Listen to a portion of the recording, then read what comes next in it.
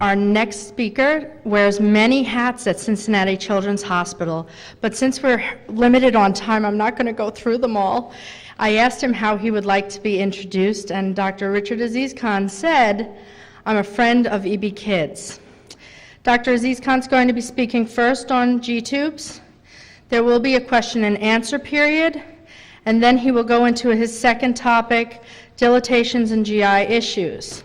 So please welcome Dr. Aziz Khan.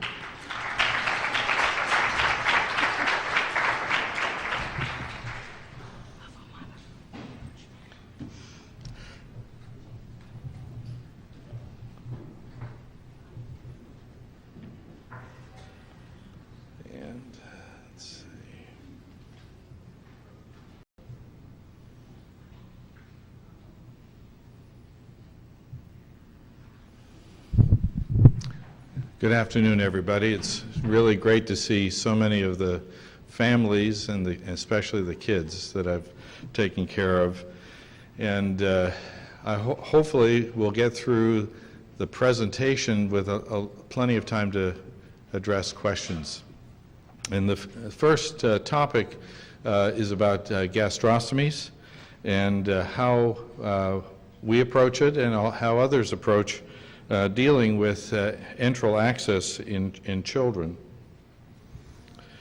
So the objectives of this talk is to talk about the rationale, the indications for gastrostomy placement in children with EB, describe some of the open and minimally invasive techniques for gastrostomy placement. How do we manage gastrostomy sites, and what are some of the typical complications and common complications, and how do we manage those complications? And I'm going to briefly touch on esophageal replacement operations as a method of salvaging very difficult situations. So as most of you already know, it requires a team of people who have expertise in caring for patients with epidermolysis bullosa, especially if you're doing surgical procedures or interventional procedures. This team needs to be facile with understanding the pathology, the types of friction maneuvers that cause blistering. They need to be aware of the products that are useful and safe for these patients. Be skilled with endoscopic intubation when anesthesia is required for the patients who have microstomia or very small mouths. It's important to know not to use adhesives, and if you're using electrocautery pads, to remove those adhesives and place extra conducting gel so you can do a proper electrosurgery, and be skilled in atraumatic and minimally invasive techniques when appropriate. So the indications for gastrostomy placement are generally around when individuals are unable to take enough nutrition. So this has consequences in young children of causing protracted growth failure. Some of these children require repetitive dilatations, and the frequency may be very narrow between the dilatations, and they need a safety net to be able to take in the medications and nutrition when their esophagus is narrowed. Some of our families live very far away from the medical center, and access to timely care is difficult, and in those situations sometimes it's best to have a gastrostomy that gives you a safety net when the child is getting into trouble. Some of our children have eating behavioral disorders and problems and challenges, and it takes so long to feed them. The family dynamics are affected, and in these situations a gastrostomy can be absolutely game-changing for the family. So if you look at the patients with recessive dystrophic epidermolysis bullosa, about 1/3 of our patients require gastrostomy tubes.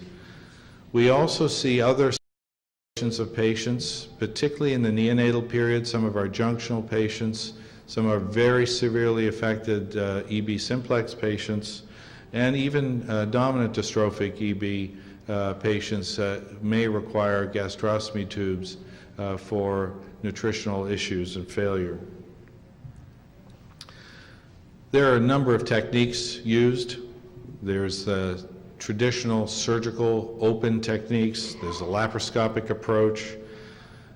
In the last 2 decades, percutaneous gastrostomy is either done with the aid of an endoscope or direct punctures called the push method in interventional radiology. All these are methods that have been used for EB patients. Now, the surgical gastrostomy, virtually every surgeon, general surgeon, pediatric surgeon in the United States is trained how to do this procedure. So even in areas where you do not have access to the EB surgical expertise, a competent surgeon should be able to place a gastrostomy. And it can be placed even in patients who have pre-existing strictures. Unfortunately, the open surgical approach has a very high wound complication rate in the range of 10 to 12%. And the wound complications could be something as straightforward and manageable as a minor wound infection to a complete incisional dehiscence and evisceration of the intestine. These tubes, when placed surgically, are anchored to the underside of the abdominal wall, so it creates a platform for the tube to be reinserted after the tract is healed. And it can be changed to a button-type gastrostomy tube within about 8 to 10 weeks after the surgical procedure. These patients, unfortunately, though, have a very high incidence of stomal problems. And when I talk about stomal problems, it's leakage of gastric contents, it's granulation tissue, and infection around the stoma site. More than 50% of the patients have that. Now, some people have decided that they would try the laparoscopic approach, and there really have only been a handful of EB patients that have had this approach.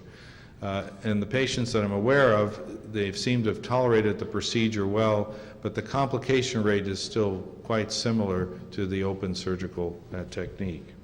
And you can see down below, this is the gastrostomy button, what it looks like with the balloon inflated.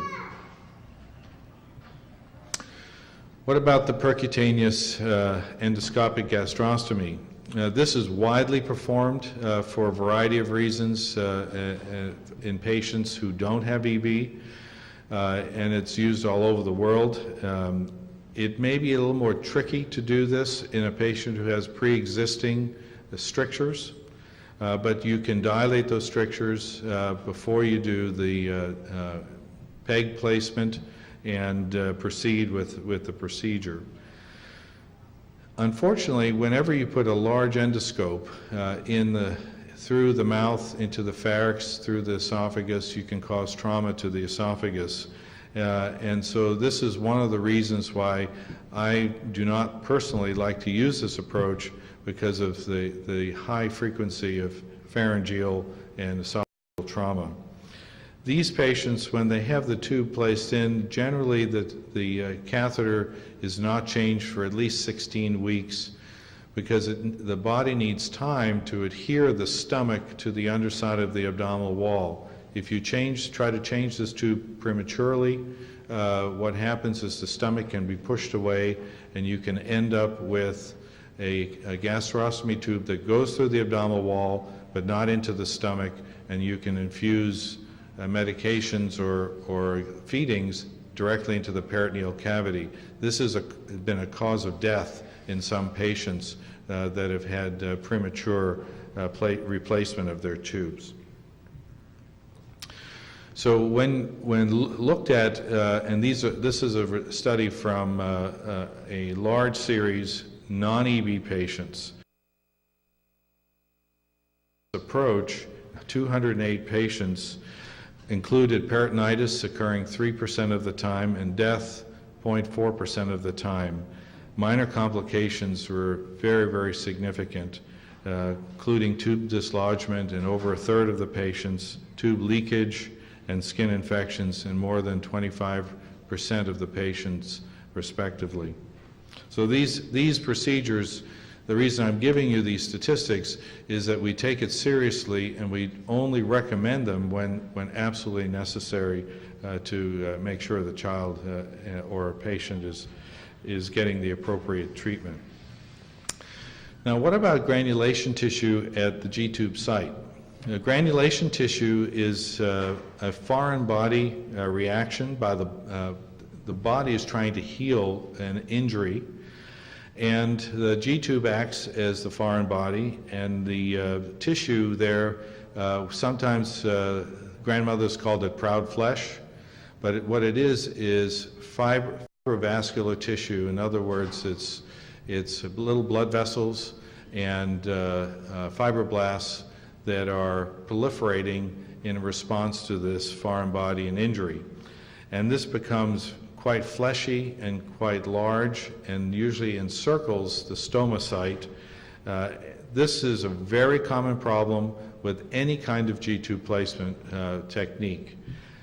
It can be managed by keeping the area clean, using some silver nitrate sticks to cauterize the area. This is not painful because it has no nerve endings in it. Sometimes we've used clobetasol, which is a very powerful steroid, to topically place over the granulation tissue, and this will, in many cases, suppress it. And if the worst comes to worst, you can surgically or mechanically debride granulation tissue. This problem goes away when the lining of the stomach joins the skin. So then you have a skin-lined tube, and this does not occur after that occurs.